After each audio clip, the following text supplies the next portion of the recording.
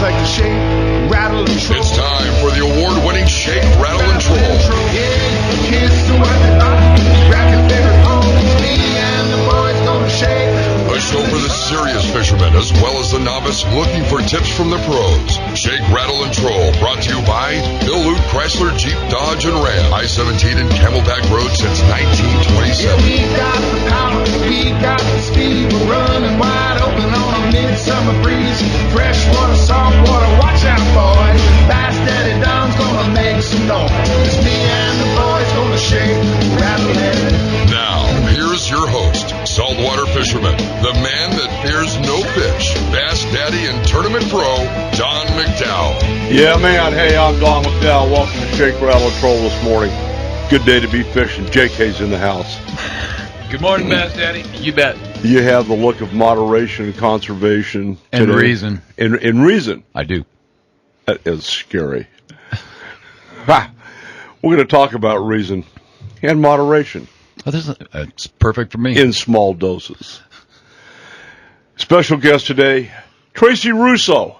Welcome. Thank you. Thanks for having me.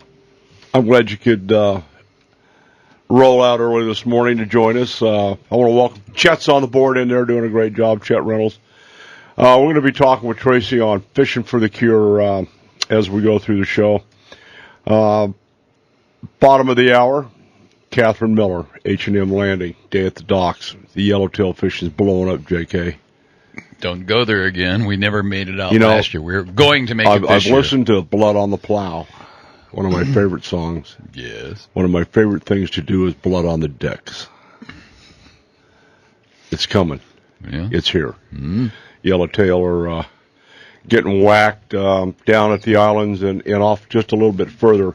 I think we're going to have an awesome year this year. More on that later. Top of the hour, David Thomas. You will know him as the Wolf Whisperer from Montana. It's only whispering if he's got a silencer on, I guarantee it. Smoke him if you got him. Damn right. They got him. Okay. And then about 7:56, we have roll call. Unfortunately, we have one KIA this past week in Kandahar, Afghanistan. We'll share that with you. And then at 8:30, James Guggenauer, the Rim Country Fishing Report. We're going to talk about what's going on the Mama Lake and what's happening on Tuesday with the stockings. Stocking, not stalking. Every time I say, fish stockings, I think of Victoria's Secret. I knew you were going to go there. It's a man card thing. Don't go there. However, it is interesting how many guys you see at Victoria's Secrets on Valentine's Day. It's amazing. Or the day before. Now the day of. Okay. We don't plan that far ahead. All right, Tracy, you're up. Tell us about Fishing for the Cure. Well, we are a local nonprofit. We started in 2008 in Montana, where I am a native. So you're familiar with wolves? Woof. Yes, that was interesting that you said he's from Montana. So I'm a native also, and nice. I've been back. I've lived here about 15 years. Been back about the last 3. So in 2008, my brother was in his 5th year of battling childhood cancer, and it was probably his. I don't know, probably close to his 10th relapse with cancer. He had osteosarcoma. It's a childhood bone cancer. And while we were driving to treatment, I was trying to lift his spirits and said, you know what, let's do something to give back. What do you want to do something to focus on other than your cancer? Let's help the other kids out there. And he said, well, if it's anything, I want it to be something to have to do with fishing. So nice. He was a diehard fisherman, and that was what got him through his 7.5-year battle. He lived to fish. And while I knew nothing about fishing, I am very passionate after losing him to his almost 8-year battle to carry on his legacy and find a cure. Our goal is to cure childhood cancer one lake at a time. And we hope to do that by raising $50,000 in all 50 states each year, which would be $2.5 million for research. Wow, that's pretty aggressive. Yeah. One thing I can say about the fishing community, they're pretty sensitive, and they give back a lot. They don't get a lot of credit for that, but they do. We've seen it time after time, and we're going to see it again. I understand Clay Lippincott's going to give you a hand. He is. Total Bass Addicts and Clay and Connie have been very supportive. They're very that generous. Sounds like a comedy act. Clay and Connie. Nice. They do a are good job. Comedy act, I'm yes. kidding. I'm kidding. No, they've been fantastic. They've taken us in, and they are hosting and presenting our bass tournament, which will be April 19th at Saguaro Lake. And they've donated their time and efforts, and they'll be hosting that for us. We'll have a series of events that day. It starts with the bass tournament at Safe Light, and then at noon we're going to have a children's fishing derby with cancer kids. Then they're going to be taken out by the ACCA, the Arizona Catfish Conservation Association. Oh boy! Yeah, yeah. There'll be wieners involved in that one. So the children are really looking forward to that. We hope that it's just a time where these kids can take their mind off of the treatment and the pain that they're going through. Yeah, absolutely. So we'll do that. We'll have a carnival, barbecue, lots of food, fun, and our goal is to raise awareness and raise money for these kids. So. Outstanding. Saguaro's kind of tight. Where are you having the Butcher Jones Cove? No, we're actually having our event right in front of, down by the marina, right in front of the Maricopa County Sheriff's cool. station. We actually have the support of the Maricopa County Sheriff's Office. Hide the hot dogs and the donuts. Trust me. Hide the donuts first. Yeah. Early often. Those guys you will need be security there. for the security. Yeah. Yes, well, they have come on board, and they're being super supportive as well. They're giving us, the space that we need. They're bringing their lake patrol boats, taking kids out as well. And About time they got on the water. They've really come on board. So I'm just saying. He ain't saying, he's just saying. He's just saying. Well, my nephew Gabe is another reason why we do this too. He just got his 5-year clear scans, and his father's a MCSO sergeant, and he's. Oops. Yeah. I just better So put he's a lid coming on it. So is Ramsey going to be out there? I'm not. What's his first name? John. I'm not sure. I always call him yes, sir. It gets me just a little bit further. I'm not sure if he is or not. I know they're having I get a crew. upgraded from handcuffs to zip ties. So.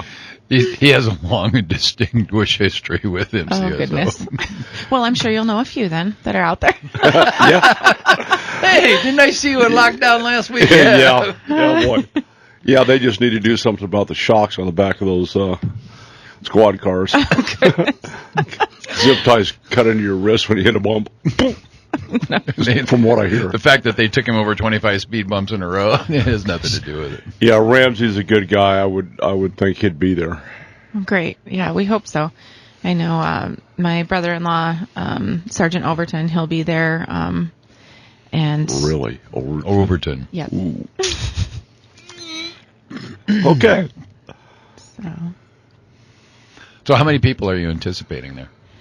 We're hoping to have 300 to 400. Wow. So, good turnout. Yeah. We're still trying to find out how many we can fit in. My husband's actually on his way there to meet with everyone at the lake and discuss our limit, because we're hoping that we'll hit a limit and be packed. I think the limit on that lake for a tournament's 60 boats. 60 boats, yeah. But one of the things, just because of parking. Right. Yeah, that's it's tight. So we're doing the fishing, but we're also really inviting the community. So even if you're not a fisherman, we really want families to come out. Our goal is to raise awareness as well. So we're inviting families for the carnival, the kids to fish. So you don't have to be, a tournament fisherman to come out. There are a lot of fishermen that come do the tournament that don't do other tournaments because it is charity. That's a good thing. Clay's got a good following with Total Bass Addicts and does a good job. I really like on a conservation side, like the way they handle their fish. Mm-hmm. That's important. There's a lot of tournament directors out there that are in it for the money, don't give a damn about the fish, and shame on them. Mm-hmm. Game and Fish is coming for them. So, just saying. What's the entry fee for the tournament? Excuse me. What's the entry fee for the tournament? $200 all in, and that includes the big fish. Oh, There's big fish up there, JK. I know. There are some big ones, hogs up there. About that time, they may still be on the spawning beds. They will. And what's cool about it, after post-spawn, the big girls get really hungry. I would be too. I'm just going to leave that alone. I haven't laid 6,000 eggs in 1 minute, but I figure I'd be hungry too if I did that. But you stayed at Holiday Express. I know. Okay. We're going there again. No, we're not going down that road. No, not. All right, that's good stuff. So if you got a website you can give out for those that want to participate one way or the other? Definitely. You can go register online at our website. It's www.fishinforthecure.com, and it's fishin'. I call it the redneck fishing. It's without the G. So FISHIN. Best kind of fishing. Yep. FORthecure.com. And if someone's so inclined, may we make a donation if we can't make it to the tournament? Yes, we would definitely appreciate that. We're looking for corporate sponsorships, donations, or Nice. come on out to the tournament on April 19th. Okay, I have to ask you, at the end of the fishing derby, is there a hot dog involved? There is. You were right. I know. You were right. We're going to talk about that when we come back. Yes, America runs on Duncan. Hey, I'm Don McDowell. We're going to stand down and thank some of our sponsors with JK. and Tracy Russo with Fishing for the Cure. we'll be right back. I'd hook my wagon to my track and I'd head across the yard to my big sand box where I worked real hard, playing all day with Alrighty, we're back. toy Fishing for the trucks. Cure with Tracy Russo. And John, you always have something to say about that. You going to be there? That's Easter weekend, is it not? It is. It is. My folks live up in that area. I'll come out. Awesome. That's I'll be sweet. there.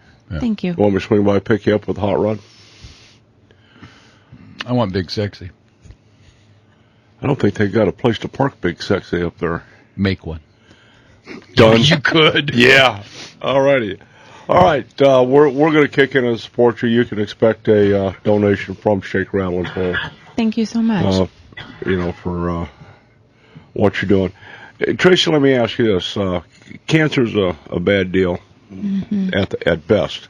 What kind of support groups are there for the families? Not necessarily the individual, because we know there's groups to put their arms around those kids. But what kind of support and education groups are there for the families that are going through this? There are quite a few. There's one in particular that we're going to be working with this year in Arizona, and they're called Hope Kids, and they have 900 families, and a majority of those are cancer kid families, and those are the children that we're going to be taking out on the 19th, and they do a wonderful thing. They post events that they allow the families and the children to come to for free to take their mind off of cancer while they're going through the treatments, and they just do a great job at that. But I can't think of any other ones off the top of my head that we work with. We focus on research. There are quite a few out there, though, that help families and support them through their journey. I think I was just looking on my schedule. I may not have it up yet, but I think Cast for Kids is out at Lake Pleasant that same weekend. I think so. It'd be nice. This is a problem indicative to tournaments. There's something everywhere. Rarely do the tournament directors look at the schedule and see what they're going to put their event on. I mean, this ought to be in conjunction with or on a separate weekend, because there's only so many bass boats floating around. Yes, we found out about it after the fact, and they seem like a wonderful organization, and it's unfortunate that it's the same day. So hopefully we can work together or We've done that. Gosh, I think we did our first one back in this is going to sound terrible, the turn of the century. Wow. Which century is the one key that you have to look Yeah, at the now? last one. Okay. It's amazing to interact with the kids. And most of the bass anglers will know what was Jonathan. Barry Lewis and I had Jonathan, I think, in 1999 or 8, probably 99. And little Jonathan had some kind of cancer in behind his eyes that ultimately was his demise. He wasn't supposed to live past 12. He passed 2 years ago, so he lived a really long time. And it's kind of cool. They let the kids go pick who they want to go fishing with. Mm-hmm. And Jonathan, bless his heart, his glasses were about as thick as a pop bottom. You remember old glass bottles? Oh, yes. Yeah, okay. Dating myself again. And Jonathan came up, and he's about 2 inches away from the property. He goes, "Is this a really big motor?" I go, "Yeah." He goes, "I want to go fishing with you guys." We had Jonathan 3 years in a row. Then Kip Polay had him 1 year. At the end of that first day, there's 50 guys standing around, manly men and hot rod boats and all this. And Jonathan says, "Thanks, guys. I hope I'm alive next year so we can do this again." 50 guys choked. Oh, yeah. Walked off. And that's the way it is. And we have a lot of kids that are terminally ill, some emotional and psychological disabilities. But at the end of that day, wow. Children have a unique perspective on it, too, because they don't have what I call the dreaded adult disease of perspective. Yeah, it's called stupid. Yeah. Yeah, I mean, they look at things very pragmatically. And that for him was an open and honest statement. They look at it day to day, where we look on a lifespan. Yeah. We don't have that. Yeah, boy. Well, God bless you for doing what you're doing. How can the community kick in and help you other than financial donations? Are you looking for volunteer help up there?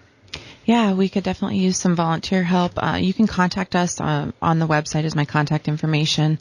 We're still looking for different ways of support, donations, food items and such for the event. Yeah.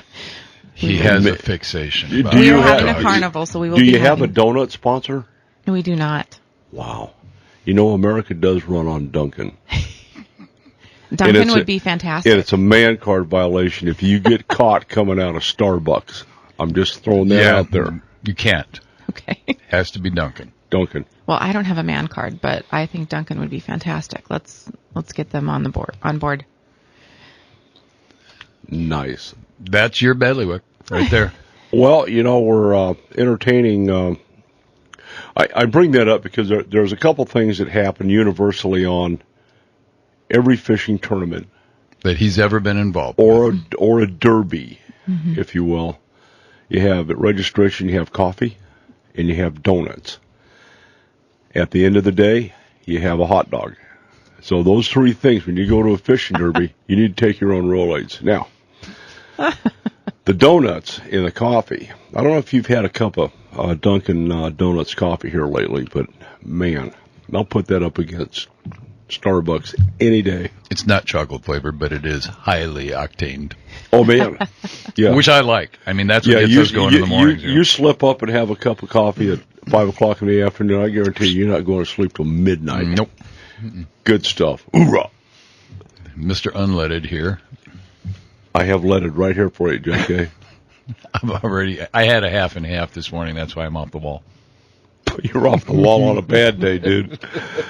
All right. Well, we'll talk to those guys for you. And how many donuts you need? Fantastic. Well, let's see. In the morning, probably let's do a couple hundred. Dunkin' Donuts. And a lot of coffee. Just so you know, that's 20 dozen. I'm doing the math for you, Don. It's okay. Count the boats and times it by 2. Good job.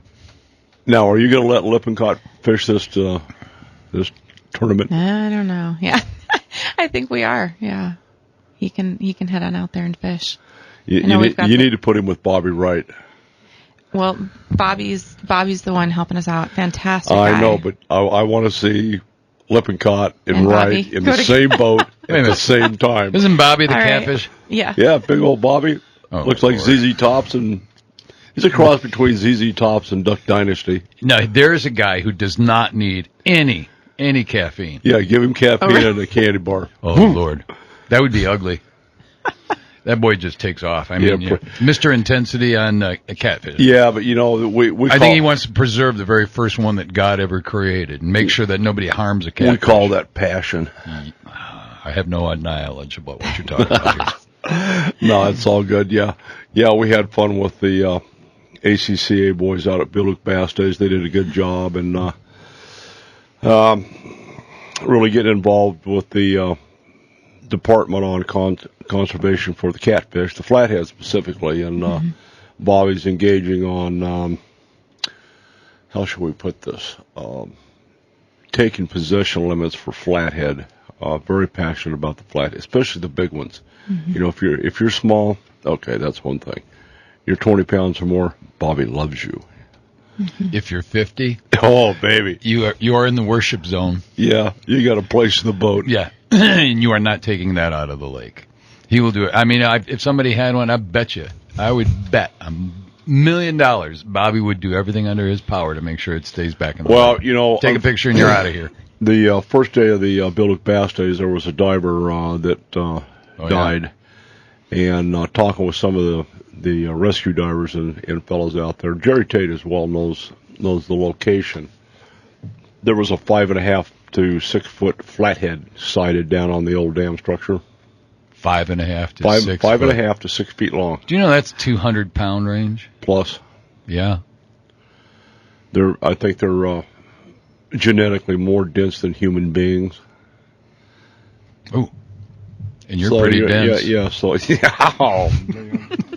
Come on, it was a softball. I had to hit it out. All right, hey, we're going to stand down now. We're going to change gears and go to downtown San Diego and go fishing with Catherine Miller when we come back. I'm Don McDowell. Tracy Russo with Fishing for the Cure. Special K. Nice. We'll be right back.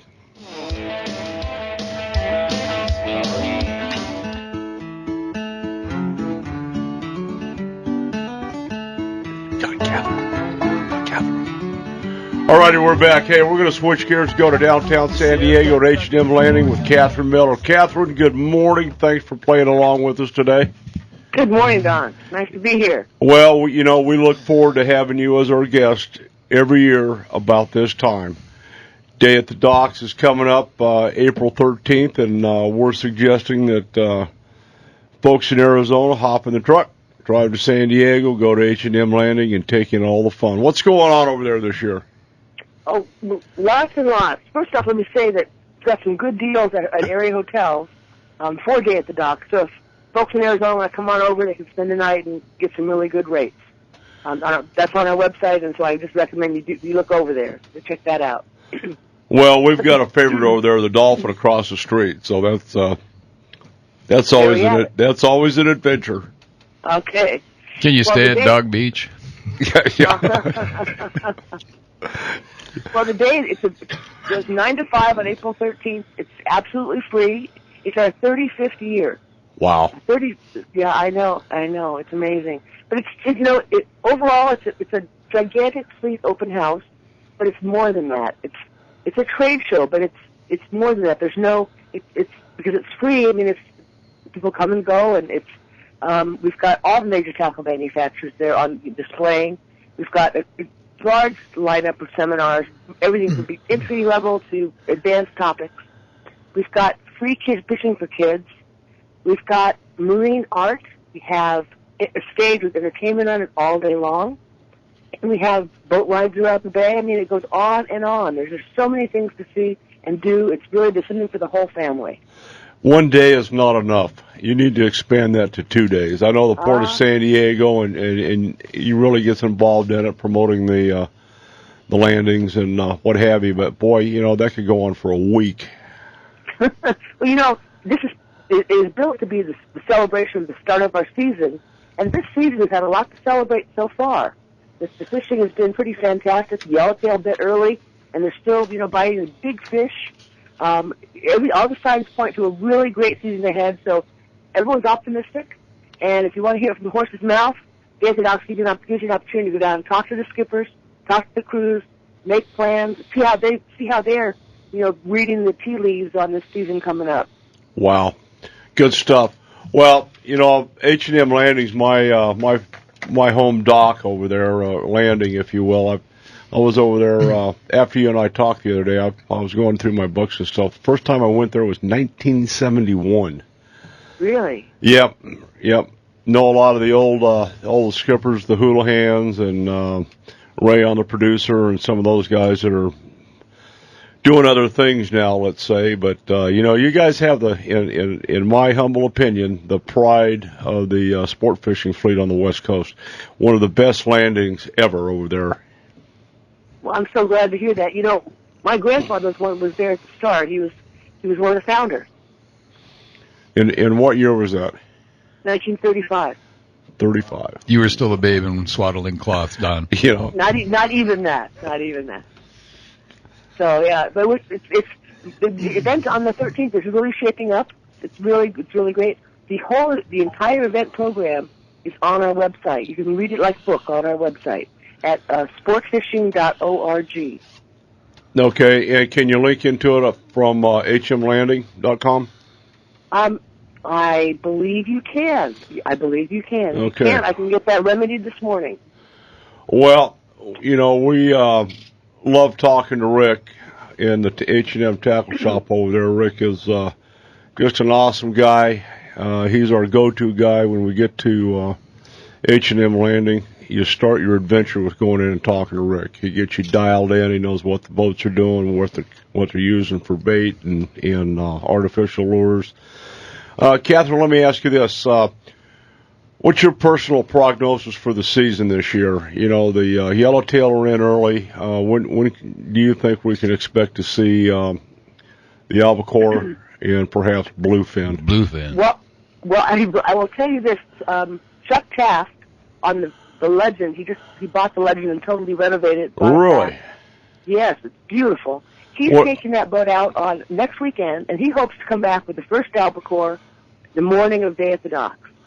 That's his plan. How far is he going to run, do you know? It's hard to say. It's a day and a half. He's leaving on Friday night. So, and then I feel like there's still a couple spaces left. But if you want to be there at the season start for albacore, that's the trip to be on. I'll tell you what, there's nothing better on the planet than fishing with Chuck Taft. Man, he's old school. And, he wants everybody to catch fish, and it's pretty interesting. The last couple of trips, he doesn't come out of the wheelhouse other than to watch. And if he opens his mouth, somebody's going to get balled out because he wants you to put that fish on the boat. Uh-huh. Yeah. What are they up to now? 6 boats? I think it's 5. 5 boats. And they've got the Legend, they have the Seeker, they have the Sea Adventure 2, the Alicia, and the Jig Strike. So they've got boats that could accommodate smaller groups all the way up to groups of, overnight 45 people. So they've really got a beautiful fleet that really specializes in local trips and then multi-day trips. The Legend can take trips up to 5 days. So he's really expanded their operation in San Diego. Yeah, outstanding. Yeah, they're awesome. Awesome guys to fish with. How many boats do you have in the sport fleet at this point? Do you know offhand? There are about 65 boats overall. Wow. And that that number goes up and goes down depending on the time of year. Some boats actually coming to San Diego just for the summer season from other places. But it was a strong fleet. After last year, we're a lot stronger than we've been in a while. The big bluefin bite last year really was welcome. And there's no reason to think we're not going to have something similar to that happening this year coming up. But that bluefin bite last year, no one had seen anything like that, and they can't remember a season like that. So it gives us a lot of hope for what's going to happen in 2014. Well, we hope they come early and stay late. That'd be the best thing to happen to everybody over there. Okay, we'll be beating the H&M Landing drum over here starting today. We'll be doing weekly reports with Rick. We've got you linked up on the Shake, Rattle, and Troll website. We've got the get the latest fish counts for the fleet over there. So anything else we can do for you, you just let us know, and we'll be seeing you throughout the season. Well, Don, I'm so glad. Thank you so much for having me on. I appreciate it. And maybe you'll make it out to Day at the Docks next weekend. We hope so. I'm hoping to. We got a lot of stuff going on, a lot of events, and Man, I hate to miss that one. And besides that, I got JK over here that's a master outdoorsman, hunter, and yak. I want to see him bent over the rail squealing like a 12-year-old schoolgirl. That is on my bucket list on the top, JK. I'm telling you. He's dying to see me bent over screaming. I know that, yeah. Absolutely okay. I am. All right. We're going to leave it go at that. God love you, man. You're doing a great job over there. Give my regards to all the folks at H&M Landing. Thank you very much, sir. Thank you. Catherine Miller, guys. Check out hmlanding.com. They're catching fish. They caught 5 yellowtails down at the islands yesterday. By the way, Rick, every time we talk to him on Sunday morning, he's just, oh, yeah, it's 70 degrees, and I'm having my cup of coffee. I'll give you the fish counts from yesterday. Excuse me for a second. Yeah. It's like, okay, stick me. Go ahead. Just stick me again. The easiest job in the world is being the weatherman in San Diego. Yeah. Today is nice. Tomorrow is predicted to be nice. Just like the day before yesterday. It's like Phoenix. It's going to be hot. Tomorrow's going to be hot. Next day is going to be hot. Damn hot. Real hot. Yeah.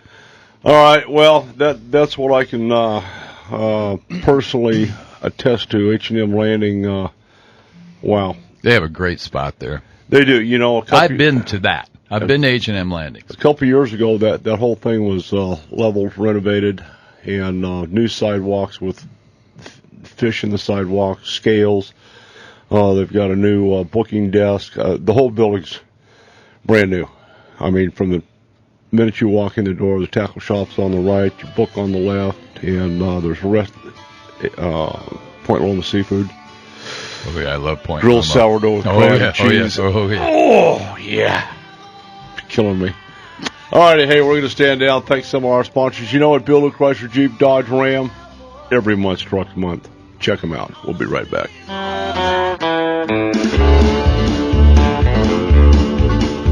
There's so many rules for things that matter to me. Like driving on beaches and a license to fish in the sea. All righty, we're back. A couple things you need to know about H&M Landing. There's plenty of places to stay over there. The Dolphin's right across the street. The Vagabond is in the parking lot.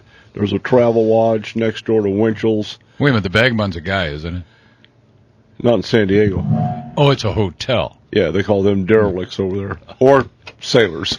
Whatever. Ooh, both qualified. That's going to hurt.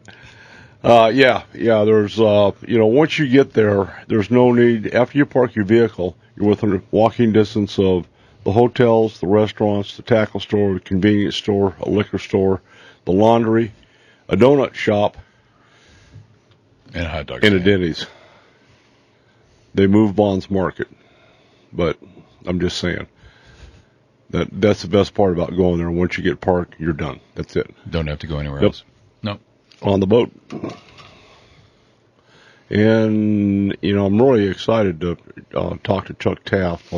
And I was serious. Chuck is an old school skipper. We have the new guys, the younger generation that are captains. They've worked hard to get there, and it's a prestigious, if you got a 100 gross ton ticket, that's a big deal. Yeah. You have to pay your dues. I think a minimum of 722 days at sea. A certain amount of it has to be in the last 3 years, and blah blah blah blah blah. But it's a hard thing to get. Old Chuck Taft, I'm telling you, if he comes out of that wheelhouse, somebody's getting their butt ripped. It's going to be one of these deckhands. It's not going to be a customer necessarily, but he's on that deckhand to help JK get his fish in the boat.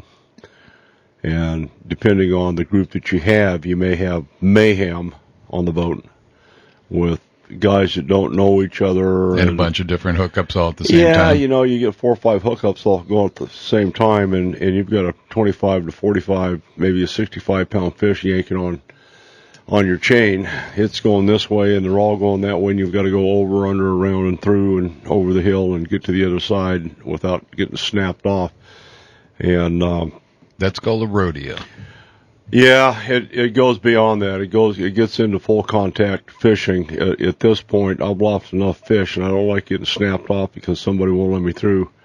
I have developed some full contact fishing techniques that I will tell you one time I am coming through, and if you don't move, I'm going to take you out. there'll be an elbow in the chest, and I'm moving you one way or the other, but I'm going over, under, or I'm back here in front of you, following my fish. And if everybody followed their line, it'd be just wonderful. You have to stay in front of your line. I don't care which way that line's going, and all of a sudden you're standing there and your line's burning out at 40 miles an hour. You got to stay in front of it. And everybody on either side of you needs to know, hey, I'm coming through.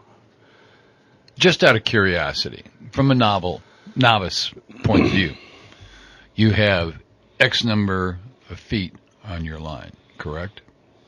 What's the difference between 10 feet to the right or 10 feet to the left as to whether you maintain the fish or not? Losing a fish. Seriously, that 10 to 15 feet makes a difference? Absolutely. John, you've got, a fantail. These boats are 20, 24 feet wide.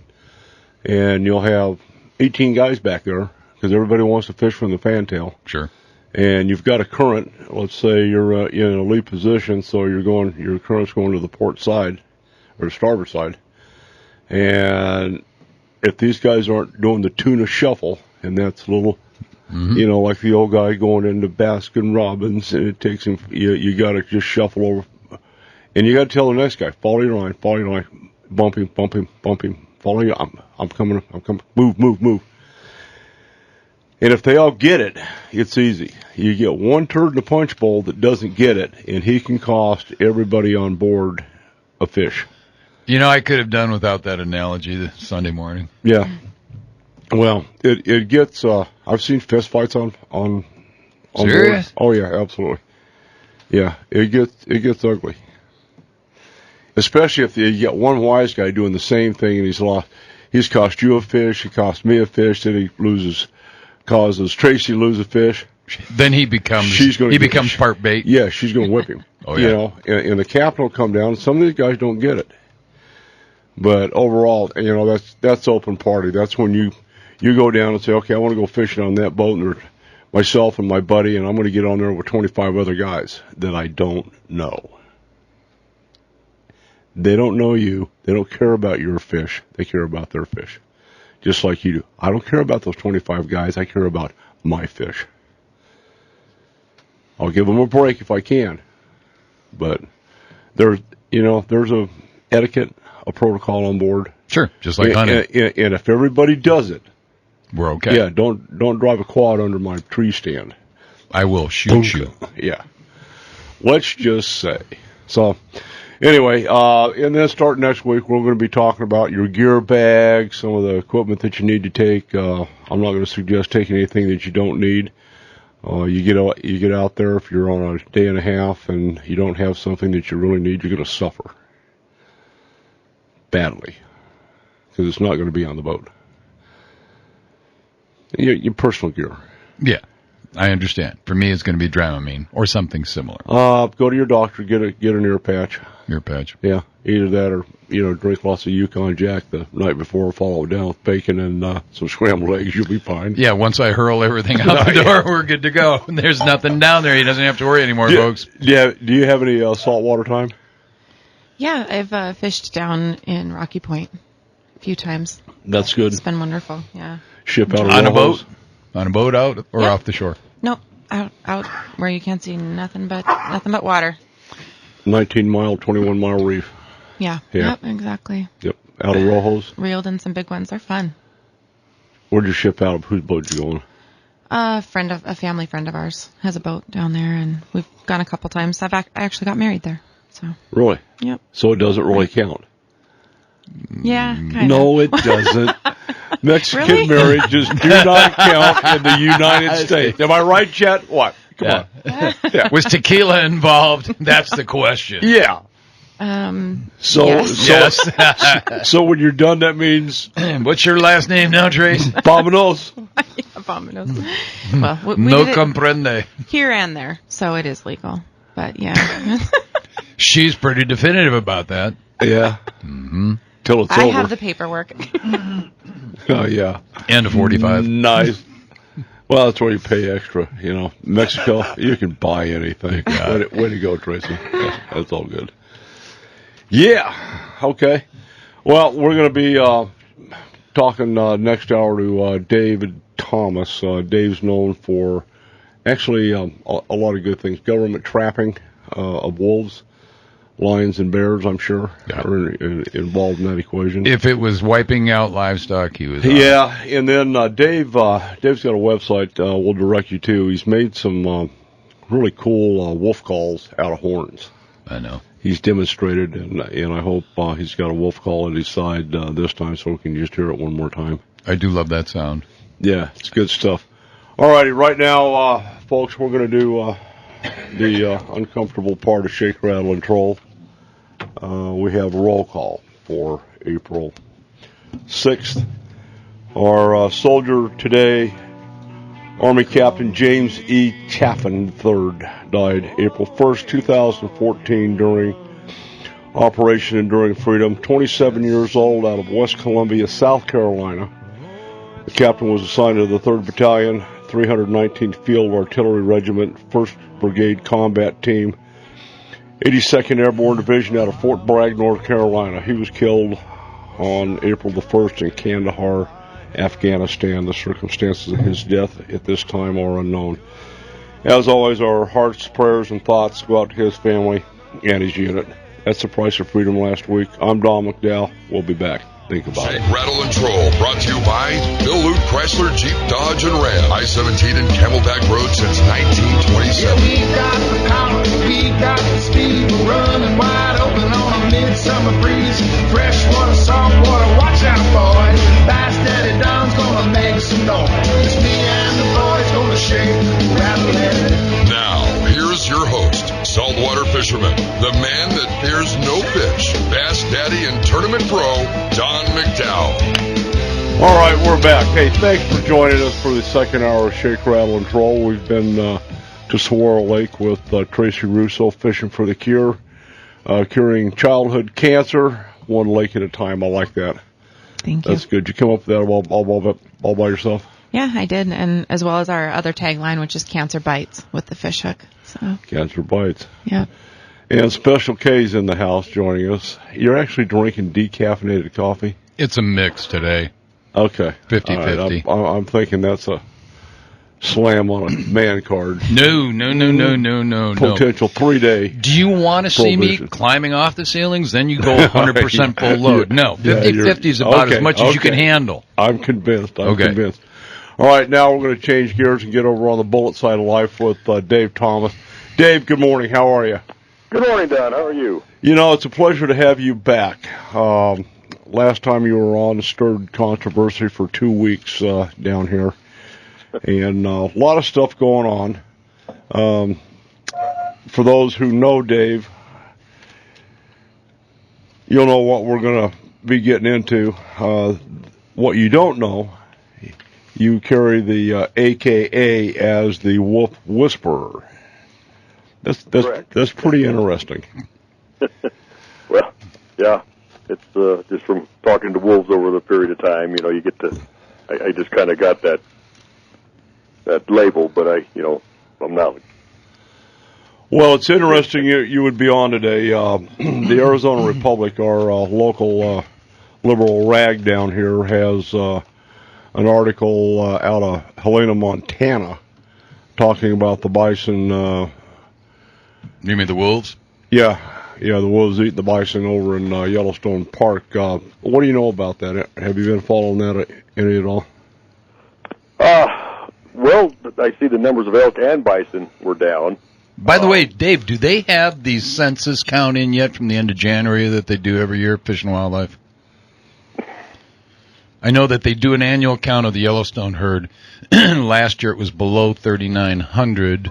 And I've been actively looking on the internet to see if they have their counts in yet. Do you know if they've got that done? You know, I haven't seen that myself. I don't think it has, but I may be wrong. But I haven't noticed that when I was looking up some of the stuff. A lot of their 2014 stuff to be announced yet. You know, TBA from last year. Yeah. And I think they are desperately trying to count everything that looks like an elk now because of those numbers dropping from that high of over 20,000 down below 4,000.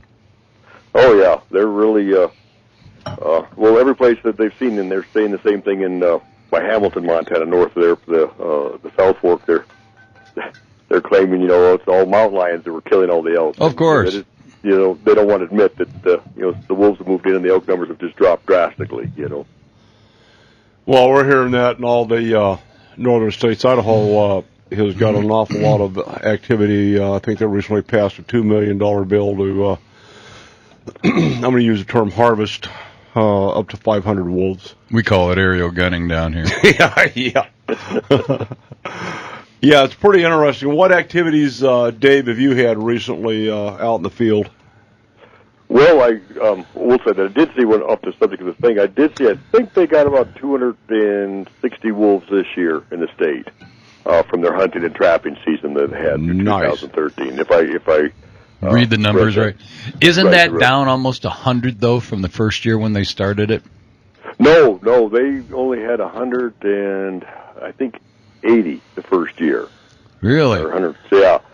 But now they allow 5. Back then, originally it was 1. Right, and so now it's up to a 5 combination trapping and hunting. And they've lowered the price of their license down from $350 for out of state to $50 for out of state. Nice. Oh, $50 for an out of state tag. Yeah, Dave, can you pick me up at the airport? Make that 2. Yeah, buddy. Yeah, so that's caused a little controversy, but yeah, so they still have quite a few kills. Though I've noticed you can read the reports and from livestock and stuff, they are having a lot of trouble still. Well, back on the harvest, I think last year the trappers really outgunned the hunters, John. Yeah, they did. Yeah. Yeah, well, they did. They have a good training program up here. They took I forget the number, but a lot of people attended these trapping training that the Fish and Wildlife put on, and they did a pretty good job. I think they have had good success with that. But it is hard in Montana. If you at certain times of year, the snow, you have to be takes a certain trapper with a lot of perseverance. With the weather up here isn't like Alaska, where it stays cold. It gets cold and freezes and melts, and so it takes a lot to keep a trap going. So these guys, they do freeze up, don't they? When it warms during the day, and then at night it freezes the pans out. Right. So it takes a lot more to run a trap around here in the winter. Where are you at in Montana? Curious. I'm up in Lewistown. Oh, okay. Kind of the central part of Montana. I'm a Montana native, so. Where? Oh, okay. What part are you from? I'm from Glendive, and we lived in Bozeman, so for quite a while. So yeah. Okay. We're heading back there this summer. So we've actually got fishing for the cure in Montana too.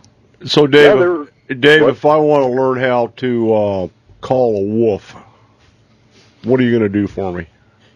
Well, I'm just started. I was going around the state giving seminars in this and in other states, and I've decided to get through popular demand. People keep saying, "Will I take them out and actually show them how to call a wolf or a coyote?" And so I am starting the service up. And what I do for a wolf, I have a 5-day where we go out for 5 days, and they learn exactly how I go about calling a wolf, and we'll try to call a wolf in and locate a pack. And I go through all the things that I had to do over the years of how we go about and accomplish that. And it isn't a hunting. And right now it's not hunting. It's from end of May through end of September.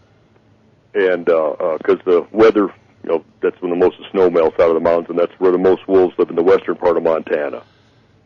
So what I do is just take people out, I'm limit of 2, and I take them out for 5 days, and we find a pack and try to call it in. Now, are we going to be camping out? Yeah, we'll be camping out. Nice. There'll be some saddle sores. I know that because you are not walking where he goes for wolves.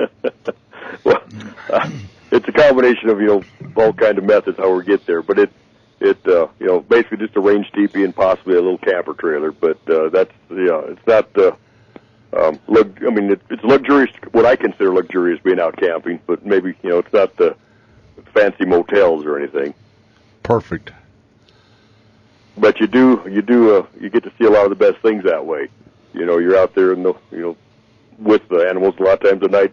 I don't know how many times I've been camping. All of a sudden, the wolves will come around your tent and just start howling there, and they find you. Well, yeah, So- you're the new object in town, and they're curious. There's no doubt about that, and they know they're safe at night. They're not going to show themselves necessarily during the day. That's a fatal mistake.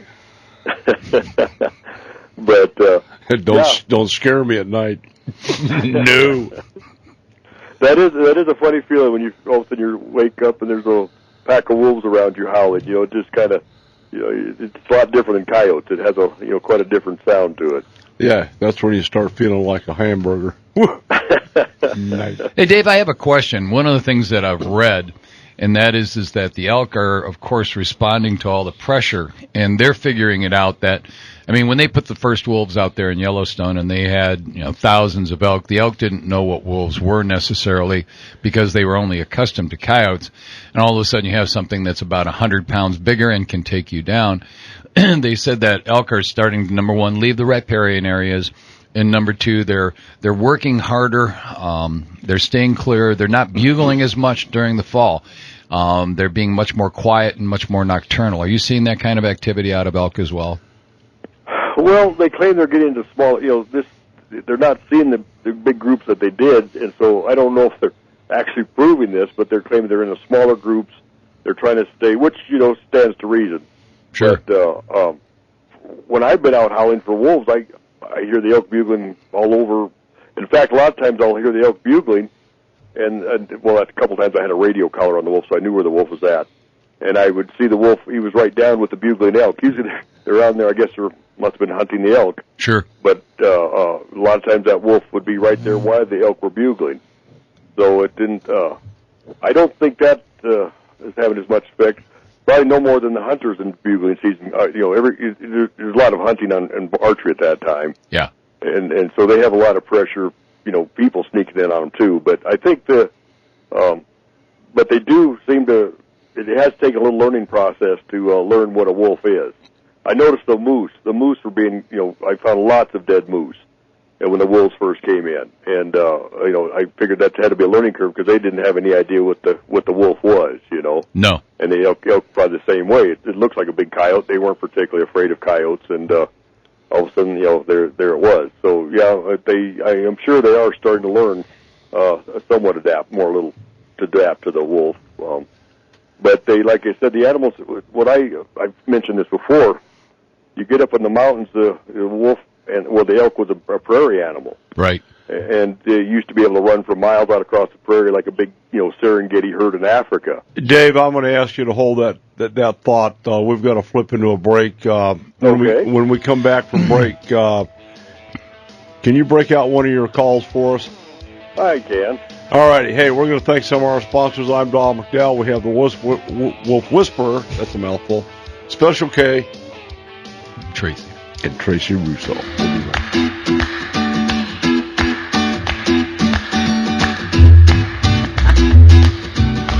Oh, yeah, that was last night. Yeah, buddy. All righty, we're back more with the Wolf Whisperer himself. All right, Dave, continuing on your thought before we had to go into break. Okay, I was just mentioning that a lot of people, that the wolf the elk used to be a plains animal primarily. Large herds with the buffalo, and in fact, east of Billings, Montana, there's a rock called Pompey's Pillar, and Clark of Lewis and Clark, he climbed to the top of it, and he wrote of all the elk he saw, there was packs of wolves around him. He said there was just packs of wolves, elk, buffalo, and so there was but they could run for miles. That was kind of their natural, you know, big herds and running.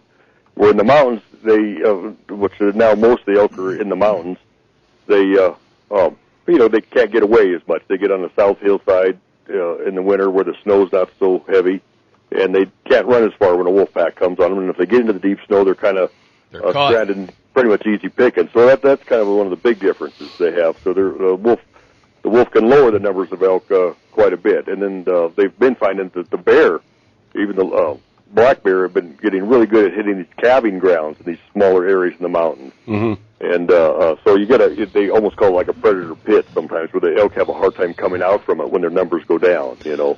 You know, Dave, one of the things, too, you're seeing is that as you reduce the prey population as dramatically as the wolves have, everything around there, including other top-line predators, are going to suffer.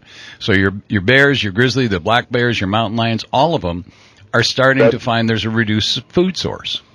Yeah, that'd be correct, including the human hunter. You know, when you lower the numbers down, but yeah, they do, and they're a big animal, and they've got big packs, and they that's what they do. They eat, and they can drastically reduce a herd of elk, in an area where the other animals, it takes a little longer, like a mountain lion will kill one, an average. Let's say average one a week, between a deer and elk or something like that. But where the wolves will, they need a lot more meat. And one wolf can eat 60 pounds and gorge himself on 60 pounds of meat. Dave, we've got another issue in the southern swing of the left coast in the Carolinas, Alabama. The red wolf is populating and interbreeding with the coyotes to a huge extent. Somewhere in the neighborhood of in rural areas, 13 to 17 red wolf hybrids per acre. Really? Yeah, yep. I'm going to be taking a trip back to Wetumpka, Alabama again. The red wolf is in that area. Well, I have heard that is one of the main things with red wolf. They'll readily intermate with coyotes. When I was up in Maine for a year or so, and they said the original wolf up there was also the red wolf, and they did some studies on the coyote DNA up there, and they show that there is a lot of wolf. I mean, there is some of the wolf DNA in the coyotes. They're a very large coyote up in Maine, and they were thinking of reintroducing wolves to Maine also, but they said they couldn't reintroduce the red wolf because it would intermate with the coyote, so they were trying to bring gray wolves, which really weren't that natural to the area. No. So you do find that a lot, that interbreeding. Well, my personal suggestion to these folks that want to reintroduce things is to reintroduce a grizzly bear, since into California, it's on their state flag. California's state flag animal.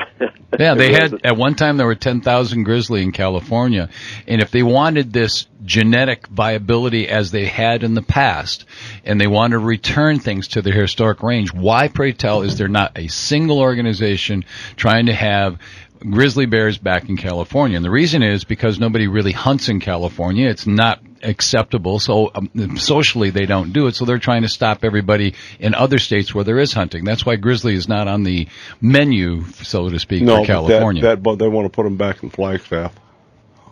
Well, I'm serious. Do they really want to put grizzly back up yeah. Same bunch wants to. Yeah, they want to unplug the Glen Canyon Dam and drain it. So, I mean, the mentality is just right up there with shopping at Starbucks, as far as I'm concerned. So. All righty. Let's talk a little bit about your call. Will that call in a red wolf? Excuse me, what? Will your call bring in a red wolf?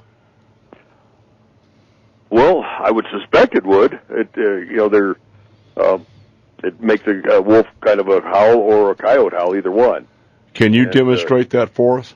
Yeah, you want me to do that right now? That'd be awesome. Let's try that one time. Hang on, okay. Hang on, Tracy. Here we go. I'll just...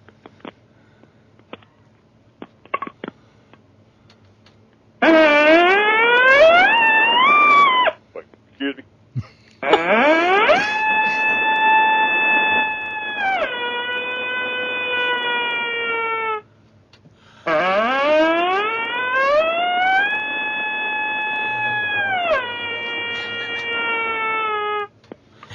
That's kind of two-tone on a wolf sound. Yeah, that's about what I sounded like when I caught my thumb. I was going to say it sounded like a fire engine on a bad day. Wow. And what do you fashion these calls out of, Dave? I make them out of a cow horn. Really? And then I'll have a call that's, it's kind of made out of it fits into it, but it's a cow horn. It has a good resonance. It has kind of a deep... Sure, it carries the echoing. Right. Right. Is there a off-the-shelf call that works for you? Okay, besides the ones I make, you mean? Yes. Yeah, the wood. There are a lot of good calls. I can't think of one right now, but there's a guy I think it's Bozeman makes some. They're and then electronic calls. I mean, those are really they have the authentic sound. the howl of wolves and coyotes. But I always kind of enjoy doing hand calling, and I can do a pretty good call with my mouth also.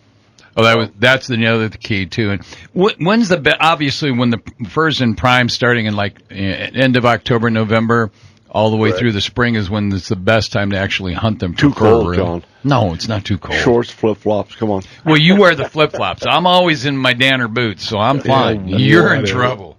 Yeah. Well, the main time if you're hunting them for furs is like you said, around the early November, late October, and then usually into after January much they start what they call rubbing. Yeah, for denning up.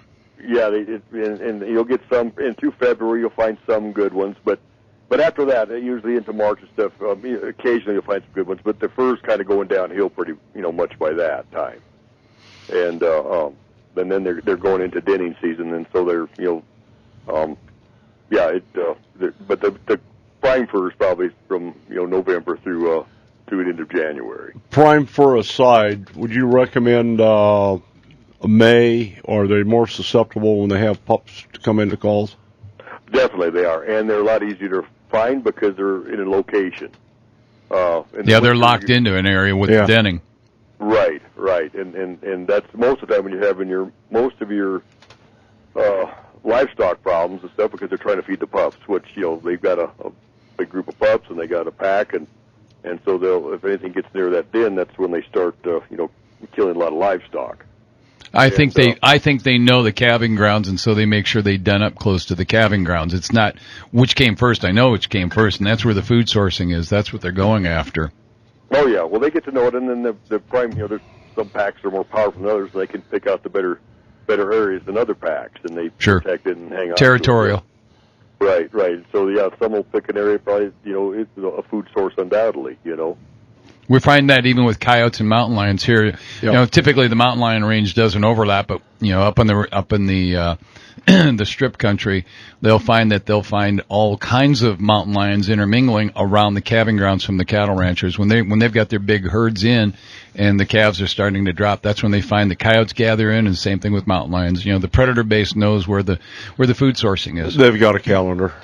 Yeah. Well, it was funny when I used to do a lot of flying aerial gunning. We would fly around the large deer herds or elk herds, and you almost always got into the predators. They were always hanging around those. You could just count on finding coyotes, or that was just their natural food supply. But when you'd hit a big large area of deer or something, you'd start flying around, and that's when you'd hit a lot of coyotes at that time. So they definitely it's where the refrigerator is, I guess. Yeah, boy.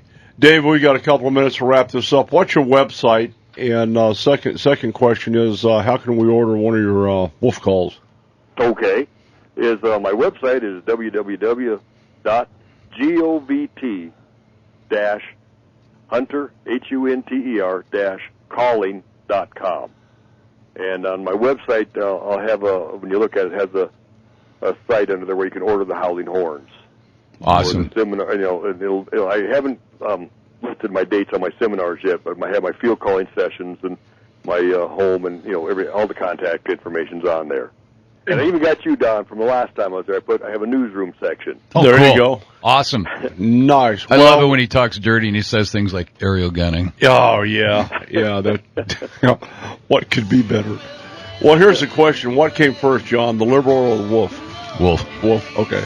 Dave, God love you, man. Hey, we're going to do this again. You have a great rest of the weekend and a great week. We'll be talking to you. Thank you. I've enjoyed being on the show. There you go, man. The Wolf Whisperer himself. God, I love that guy. We'll be right back. On a steel horse I ride, I'm wanted.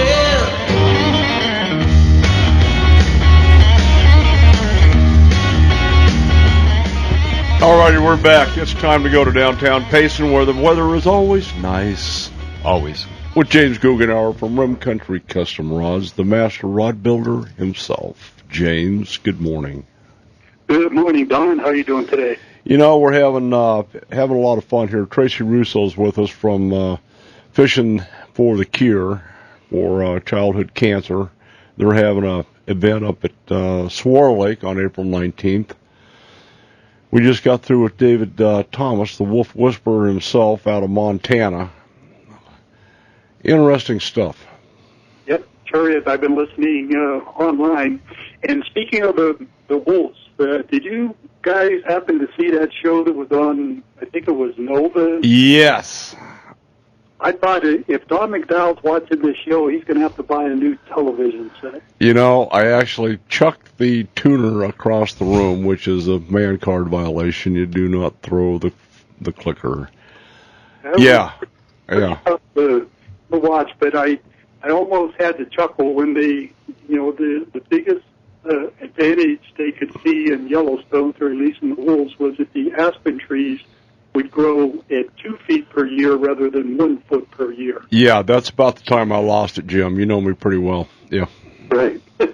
Let me get this straight. Just because we're losing all these hunting opportunities, billions of dollars annually, meat consumption that I absolutely love to consume, all downhill because of wolves, but their biggest concern is that there's more aspen trees growing, right?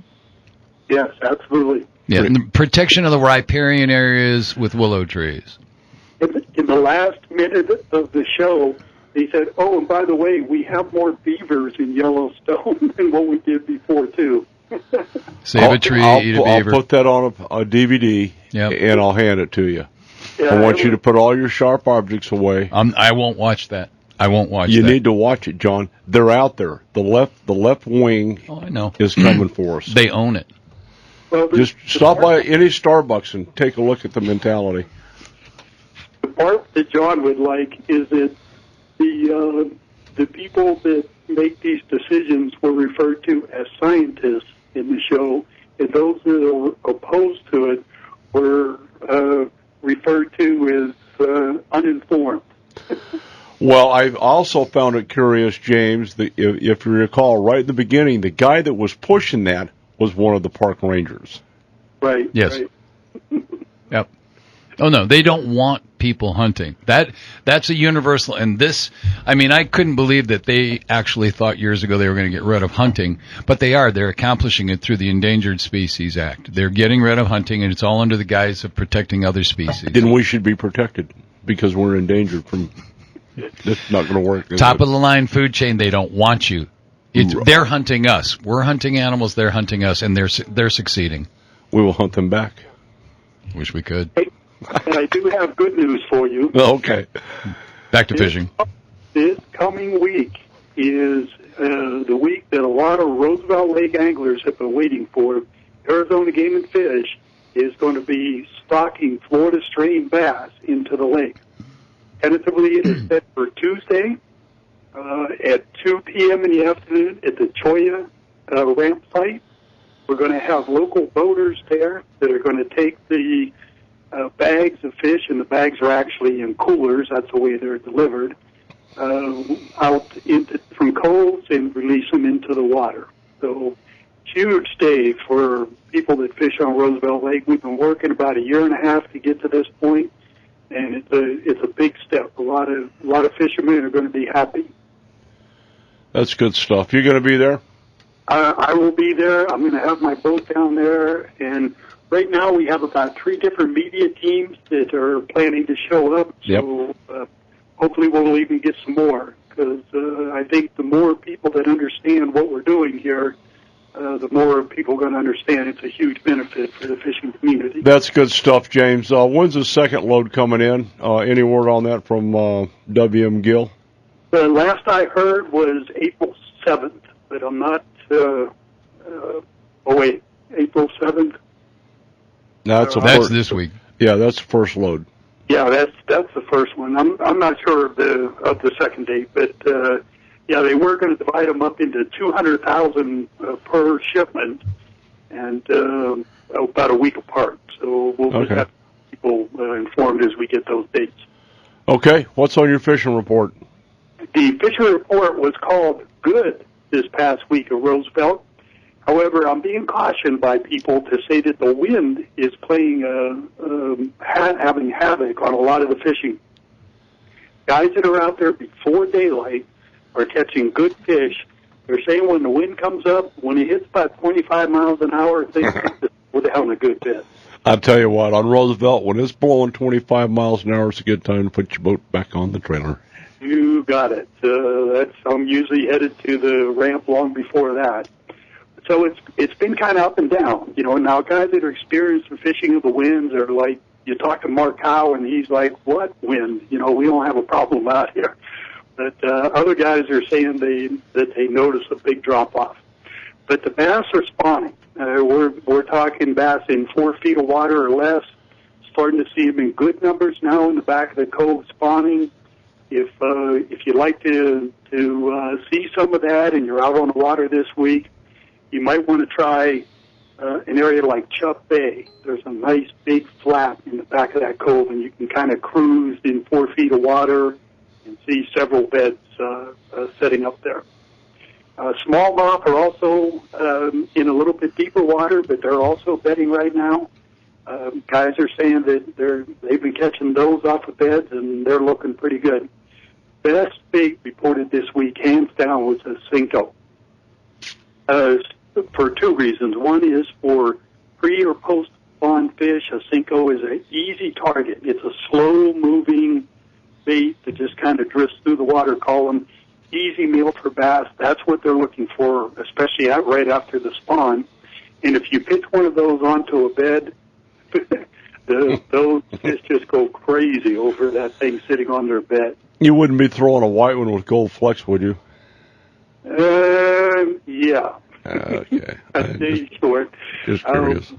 The water's a little stained in some areas, so you might need to go to, in some areas, more of a chartreuse colored tip on it.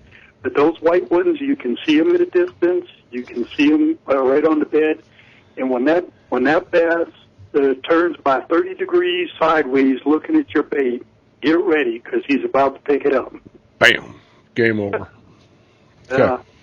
The other technique was the drop shot. Now, a lot of guys who fish a drop shot technique know that it forces the bait to float kind of horizontally. Another easy bait. These are things that the bass don't have to chase very far to get, and they've been really, really active on, like a robo worm or a crawdad on a drop shot, along with the Cincos. And Cincos, most guys are fishing those things weightless, by the way, just to get the slow fall. Texas or wacky? More wacky. If you can cast it out there and just let that thing float down there at a slow pace, that's what they seem to be reacting on right now. Sounds good. Yeah. In addition to the Chubb Bay, if you're going to fish the drop shot technique, you might try up around Campaign Bay, which is up around the schoolhouse ramp. There's a lot of stick-ups around there, and there's a lot of bass that are spawning in those stick-ups. And as soon as they get finished, they come out into the open water just outside of those stick-ups. James, we got about 45 seconds to wrap this up, buddy. Yes, sir.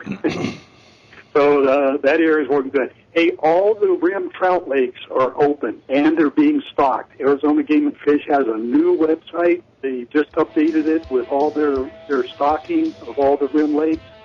And love a chance to get up there and do some trout fishing.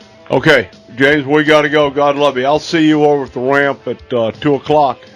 Sounds good. See you there. All right, James Guggenauer, Rim Country Custom Rods. Check them out. Me too. Nice comeback, check. All righty, hey, we're going to get this thing wrapped up. And up right now, Tracy, Fishing for the Cure. Let's give all your POC information out one more time. You can contact us online. Our website's fishinforthecure.com. Again, it's redneck fishing, so no G, F-I-S-H-I-N. No, wait. Fishin'. Fishing. Fishing for the Okay. cure, not fishing. So that was our detail. Redneck. Now, is that Montana redneck Yeah, or Montana Arkansas redneck. There's Montana a redneck. difference. In Arkansas, they don't use the I. They leave off the G and only use the N. Fishing. Yeah. I'm You got to sorry. talk out of side Go of your mouth. right Yeah. ahead. That's okay. Fishinforthecure.com. You can find all our contact information there. We do have a Facebook page as well. Just search Fishing for the Cure and Childhood Cancer. You'll find us there.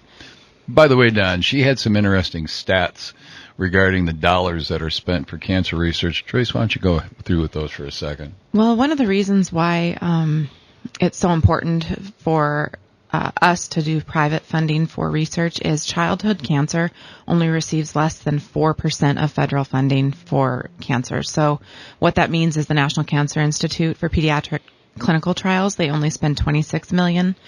In comparison, to give you an idea, AIDS research receives $254 million, and breast cancer receives $584 million. The children get $26 million. Breast cancer gets what? $584 million. So these kids, they can't do it alone. It's because it's not profitable for the pharmaceutical companies, and without private funding, my brother lost his battle. He fought 7.5 years. He tried everything that was available to him, and he never stopped fighting, even the last day. But there were no other choices for him. And there's a lot of other kids out there that they don't have a drug. They don't have an option. There's only been one new childhood cancer drug in the last 20 years, and it's unacceptable. So we need to do better for our kids and for our future, and we're determined to change that. So, every 3 minutes a kid is diagnosed with cancer, and another family faces the real reality and the brutal truth, like you said, of John, of losing their child. Yeah. What's out there as far as financial help? In this society we live in, there's a lot of folks that don't have catastrophic insurance to pay for these kind of things. Is there financial groups to help the family get through their issues? There are actually, I don't think there's enough of those groups or enough funding the research. So there are quite a few. If you Google, one of the things that we say is there are a lot of patient support groups and a lot of small foundations doing that kind of work. We decided to focus on the research itself because we feel like without the research there will be no cure and this will never end. How do you distribute your money? We go through a few different organizations that have very high qualified grant review committees of medical boards. They review every grant that comes in thoroughly many times, and then only a very select few are selected to be funded. We review those that are up for funding and decide where we think the best chance for a cure or a breakthrough is. These are research grants? Yeah, research grants, And 100% of our money that we make goes towards research. So we keep nothing. We do this all volunteer. I don't get paid. There's, so everything that everyone donates goes towards research. Kind of like our world. Yeah. And not for profit, for conservation. Yep. Yeah. And this goes back to, one of our mission ideas is conservation of the dominant species. That's us. You got to protect the kids. We got to look out for the soldiers. We got to look out for this and that because government's not doing it. Yep.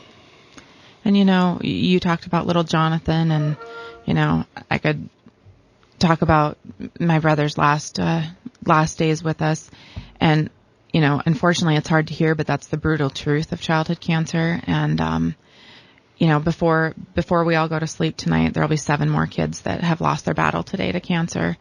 And so if you ever needed an excuse to go fishing, this is a good excuse, the best one out there. So, come join us. The whole community is invited for the carnival. We'll have a DJ, bounce houses, music, food. Bounce house? Bounce houses are fun. Yep. Oh, yeah. You guys will love it. I don't care how old you are. That's just good stuff. What are some of the other issues? You say you have a raffle. You got some and an auction? Yeah, a raffle and an auction. If you have a business, no donation is too small. We'd appreciate any auction items. We are. You can auction off a night of dancing at Handlebar J's with JK. That would be fantastic. Woo! Yeah. Yeah, we'll have some hot air balloon rides to raffle off. Really? There, see, that competes with Don. Oh, man. Coyotes tickets, lots of goodies, lots of baskets. So, yeah, it'll be fun. Wolf.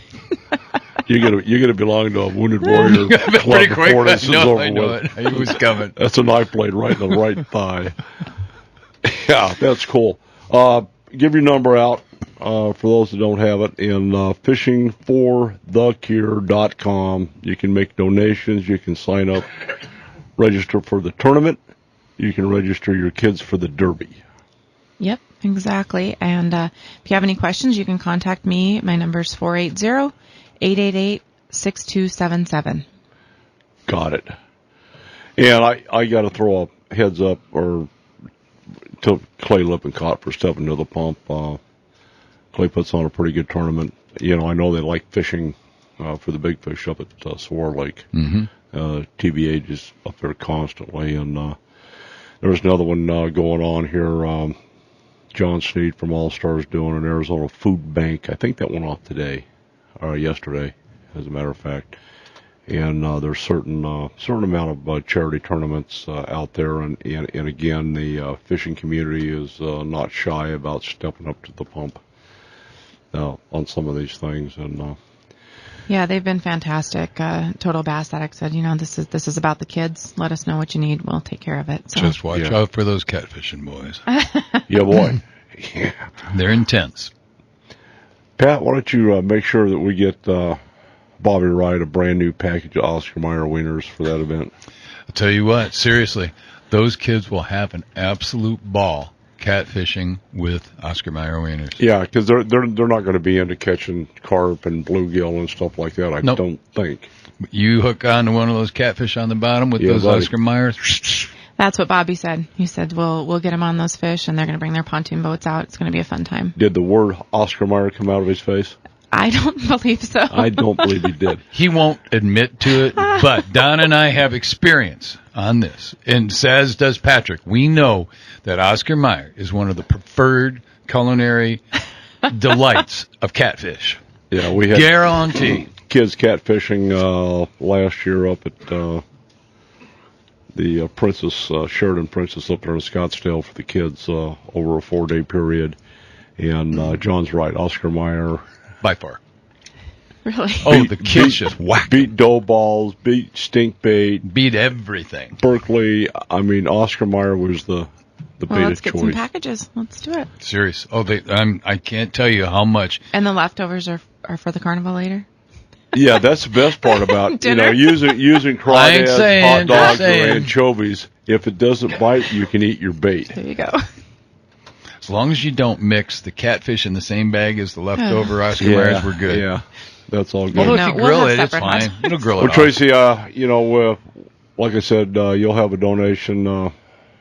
We'll probably do that online for you later on today, Monday morning, from Shake, Rattle, and Troll, and anything we can do to help get the word out. We've got a couple more weekends before that kicks off. We'll keep mentioning it. I think Doug's got it posted on shakerattleandtroll.com already. He does. He's nodding. Yeah. Thank you guys so much. That's out there. We'll try to get the word out, talk to some corporate sponsors, and see if we can't raise some money for your kids. We appreciate it. You're fantastic. Thanks for having me. Not a problem. JK, anything to add on the wolf issue on the alternative plan quickly? I think we're just looking at the fact that there's going to be a war. It's going to be a litigation war. And I think Arizona is finally lining up with the moons, the stars, the planets they're all lining up where it's going to be us against the feds, and it's going to be universal. So we've got the moon, the stars, and the commission all in alignment. We have the county governments, we have the sportsmen's groups, we have the Cattle Growers Association, we have the rural communities. Where's the state, the governor's resource? They're fully backing the commission and the department. It's going to happen. That's why the bill was in the legislature this year to present $250,000, which is basically kind of like a drop in the bucket. It is. But it's a step in the right direction. And the battle lines are going to be Highway 87? B-line is it. B-line is going to be no man's land. That's where we're going to see it. The killing field. The killing fields. Yeah. Actually, the retrieval field. Back across the road, boys. Yeah, man. Well, I want to thank everybody for listening. Check out David Thomas, govt-hunter-calling.com for the wolf calls. We need to get a couple of those out in the field here and see what... if nothing else, curiosity will bring in anything that hasn't heard that sound before, whether it's bear, lions, or coyotes. Absolutely. And remember, every month's Truck Month at Bill Luke Chrysler Jeep Dodge Ram I-17 in West Camelback Road, and America runs on Duncan. Starbucks is a man-card violation. I'm Don McDowell. Special K. Fishing for the cure. Absolutely. Tracy Russo, hey, take your kids fishing, hug your bass boat, and we are out of here.